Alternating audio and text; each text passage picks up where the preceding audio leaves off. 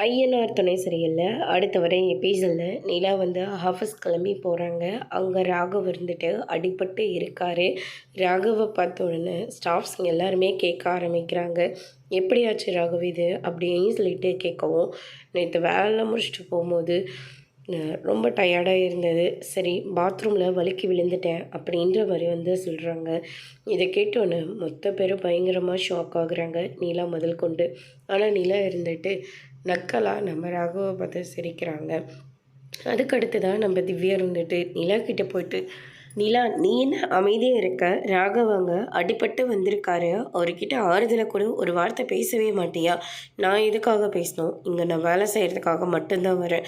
அடிபட்டிருக்குன்னா அது அவரோடைய பிரச்சனை அப்படின்ற மாதிரி நிலா வந்து சொல்லிடுறாங்க. ராகவ் இதை கேட்டு பயங்கரமாக கோபப்படுறாங்க.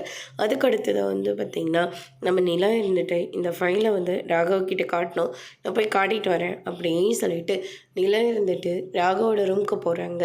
அதுக்கடுத்ததாக என்ன அடி பலமாக இருக்கா அப்படின்னு சொல்லிட்டு கேட்கவும், நிலா நீங்கள் ரொம்ப ஓர போயிட்டுருக்கீங்க, நான் என்ன கேட்டேன் உங்களை, நீங்கள் என்ன ராகவ் கேட்கல அப்படின்னு சொல்லிட்டு நிலா வந்து கேட்கவும், நான் செய்ய வேண்டிய வேலையை என் ஹஸ்பண்ட் சோழன் செஞ்சுருக்காரு அப்படின்ற மாதிரி சொல்லிடுறாங்க.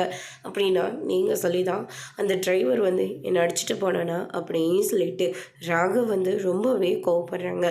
அதோட இன்னைக்கான பிரம முடிச்சிருக்காங்க. இனி ஐயனார் துணையில் அடுத்தடுத்து என்னெல்லாம் நடக்க போகுதுன்றதை வெயிட் பண்ணி பார்க்கலாம். தேங்க்யூ.